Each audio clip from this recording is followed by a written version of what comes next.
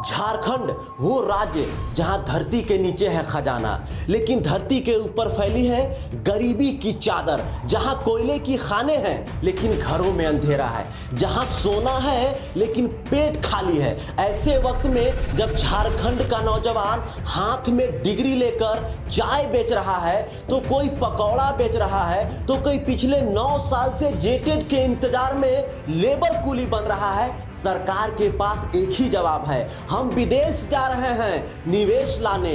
मुख्यमंत्री हेमंत सोरेन निकले हैं स्पेन और स्वीडन, साथ में है पत्नी कल्पना सोरेन। लेकिन झारखंड पूछ रहा है, क्या विदेश से लौटेगा रोजगार या फिर लौटेगा सिर्फ एक और प्रचार का तमाशा।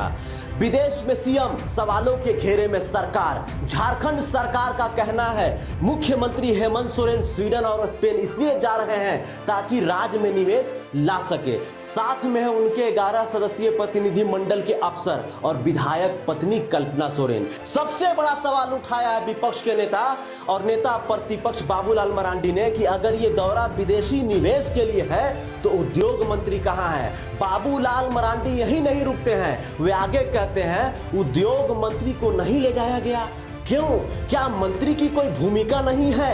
और अगर ये निजी यात्रा है तो सरकारी खर्च पर अधिकारियों की पूरी फौज क्यों भेजी जा रही है।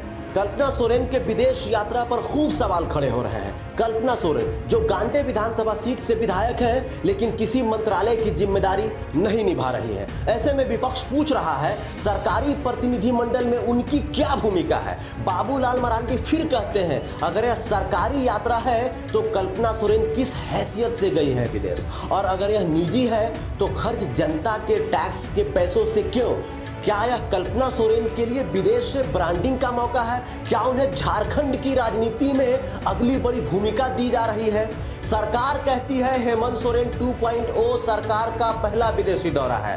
बताया गया है कि स्वीडन और स्पेन में झारखंड की औद्योगिक नीति, निवेश संभावनाएं और संसाधनों की जानकारी दी जाएगी। माना जा रहा है कि 27 अप्रैल को टीम वापस लौटेगी। लेकिन सबसे बड़ा सवाल यह है, क्या स्वीडन और स्पेन से झारखंड को वाकई कुछ मिलेगा? क्या अब झारखंड के बेरोजगार युवाओं को मिलेगा रोजगार? स्वीडन और स्पेन दिखने में तो ये यूरोप के चमकते हुए देश लगते हैं, लेकिन क्या इनकी आर्थिक और औद्योगिक ताकत इतनी है कि झारखंड जैसे खनिज समृद्ध राज्य में बड़ा निवेश कर सके? स्वीडन एक छोटा लेकिन तकनीकी रूप से विकसित देश, आईटी, क्लीन एनर्जी और पर्यावरण के क्षेत्र में मजबूत, पर उसकी कंपनियां आमतौर पर छोटे प्रोजेक्ट में निवेश करती है, वो भी सिर्फ तब जब माहौल बेहद पारदर्शी हो, माहौल अच्छा हो। क्या झारखंड का सिस्टम उन्हें आकर्षित कर पाएगा? ये तो आने वाला वक्त बताएगा। अब हम बात करते हैं स्पेन की। स्पेन की अर्थव्यवस्था टूरिज्म, फूड और ऑटोमोबाइल इंडस्ट्री पर टिकी है, लेकिन पिछले 10 सालों में उसकी खुद की बेरोजगारी की दर 2 अंकों में रही है। तो सवाल यह है, क्या वो झारखंड में रोजगार देगा या खुद रोजगार ढूंढ रहा है? इसके लिए भी हम झारखंडियों को थोड़ा इंतजार करना होगा। सब पता चल जाएगा, एक एक करके पता चल जाएगा। हेमंत सोरेन के विदेश यात्रा से झारखंड में क्या बदलाव आएगा, बस इस रिपोर्ट को देखिए, आपको पूरा समझ में आ जाएगा। देखिए, ये पहली बार नहीं है जब कोई मुख्यमंत्री विदेशी निवेश के नाम पर दौरे पर निकले हो। सवाल यह है कि पहले जो गए उन्होंने क्या लाया। सवाल यह है कि जो इससे पहले झारखंड के मुख्यमंत्री विदेशी निवेश के नाम पर विदेश का यात्रा किए, उन्होंने क्या लाया, वो झारखंड को क्या दिए। बस आगे आपको एक एक करके हम बताते हैं। 2015 में रघुवर दास की सरकार जर्मनी और जापान से निवेश लाने गई थी।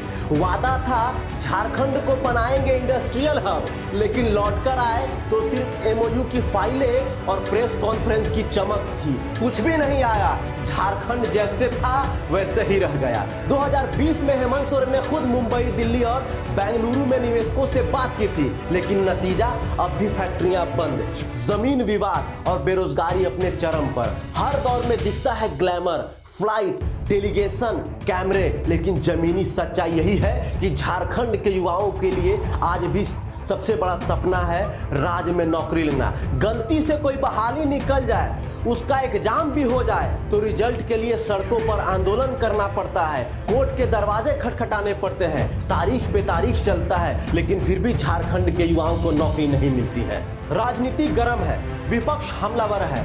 बाबूलाल मरांडी के अलावा आजसू पार्टी, आरजेडी और कांग्रेस के अंदरूनी खेमों में भी सवाल उठ रहे हैं। हेमंत सोरेन क्या पत्नी को लेकर कोई नई सियासी रणनीति बना रहे हैं? कहीं कोई कुछ बड़ा प्लानिंग तो नहीं चल रहा है? क्या कल्पना सोरेन को जनता के सामने दिखाकर जेएमएम झारखंड की पहली महिला मुख्यमंत्री का पिच तैयार कर रहा है? झारखंड भारत का मिनरल पावर हाउस, कोयले की भरपूर खदानें, बॉक्साइट की खाने, अबरक की चमक और झारखंड की धरती के सीने में छुपा है सोना तक। लेकिन सवाल है, क्या झारखंड की जनता को इसका लाभ मिल रहा है?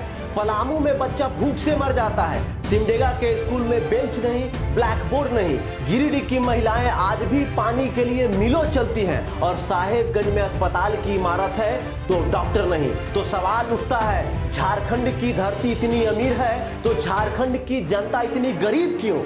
इस सवाल का जवाब शायद किसी के पास नहीं। तो क्या हेमंत सोरेन की यह यात्रा झारखंड के लिए फायदेमंद साबित होगी या यह केवल एक राजनीतिक शो है? अगर यह विकास की यात्रा है तो पारदर्शिता क्यों नहीं? अगर निवेश लाना है तो उद्योग मंत्री को क्यों नहीं लिया गया? और अगर कल्पना सोरेन का कोई रोल नहीं तो फिर सरकारी खर्च क्यों? झारखंड की राजनीति में बहुत कुछ बदल रहा है, पर सवाल वही है, क्या यह दौरा राज्य के लिए है या रचाई जा रही है एक नई सियासी स्क्रिप्ट? जवाब वक्त देगा, इंतजार कीजिए, जवाब वक्त देगा। फिलहाल मैं आप लोगों से इजाजत लेता हूं। आप तमाम झारखंड वासियों को झारखंडी ज्वार, जरा आप झारखंड वासियों बताइए, क्या हेमंत सोरेन के विदेश यात्रा से झारखंड के बेरोजगार युवाओं को नौकरी मिलेगी? क्या स्वीडन और स्पेन की कंपनियां झारखंड में आकर निवेश करेंगी? ये तो आने वाला वक्त बताएगा। बाकी आप कमेंट करके जरूर बताइए कि ये वीडियो कैसी लगी। बाकी तमाम झारखंड वासियों को जोहार रहेगा।